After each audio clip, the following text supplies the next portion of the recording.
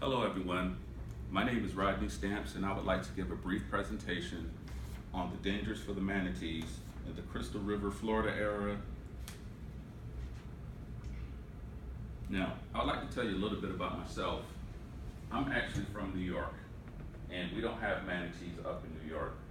The biggest fish that we have in New York is probably a trout, big mouth bass, or even, maybe some crab, but nothing like these guys here. So when I moved to sunny Florida, I had no idea what a manatee was. I would actually see them on the news all the time about the population going down. They're on the endangered species list, and I was like, okay, well, what's causing all this? Well, one of the things that I found out is that motorists from jet skis and their boats, these guys are actually getting caught up in the propellers.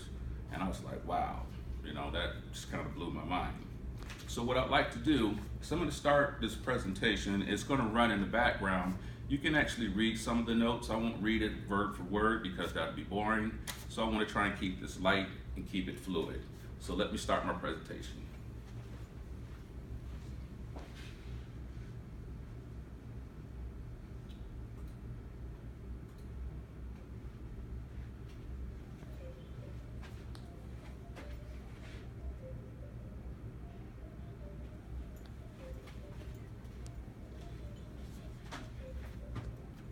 First thing I like to do is some of the dangers, like I said, it comes from boat strikes. How can we avoid boat strikes? Well, let's not get in the water with them to start off. One of the things you can do to help preserve these animals is just view them from a distance. You could sit on the dock, watch them from the beach area, or get some binoculars and just kind of, enjoy them that way. The problem with that is the Crystal River area is a big tourist town, and they actually market these animals. Come swim with the sea cows, come hang out with the manatees, and they allow you to actually get into the water. Problem with that is when humans and the manatees get together, it ends bad, especially for these guys here. My main point, boat accidents. It's a well-known danger to the Florida manatee. Their greatest challenge is from modern Floridians whose boats, development, pollution, and natural resource consumption provide them with unprecedented threats. That's actually true. Idle speed.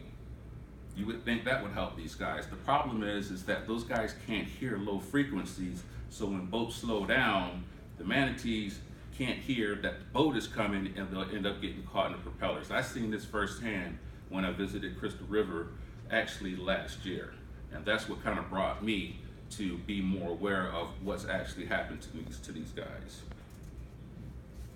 I'd like to read a quote from Charles Smith, and he actually said that slow speed zones make sense in clear water where the boater and the manatee can see each other and therefore actively avoid encounters.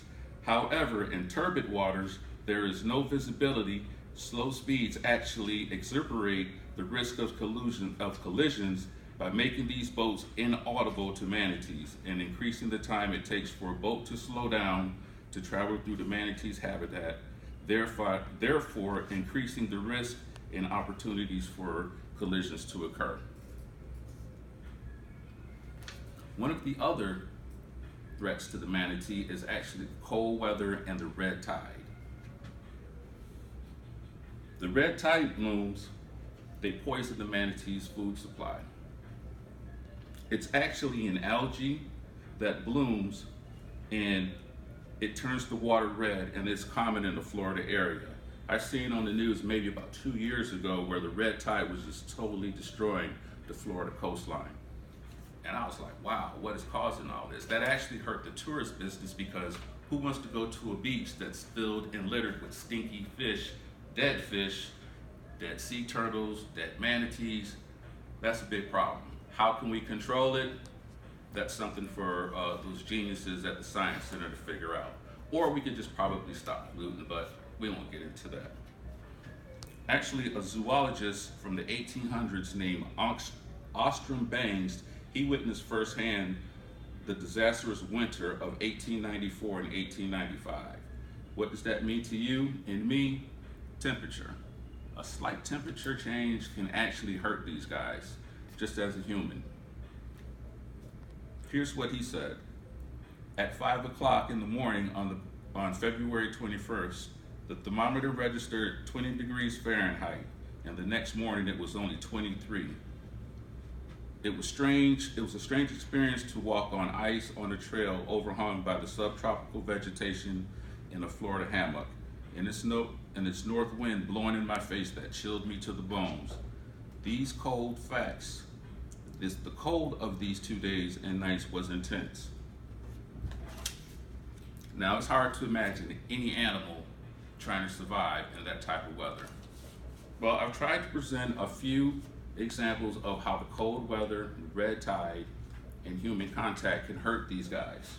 If you want to visit these guys, just be careful and be aware of your surroundings.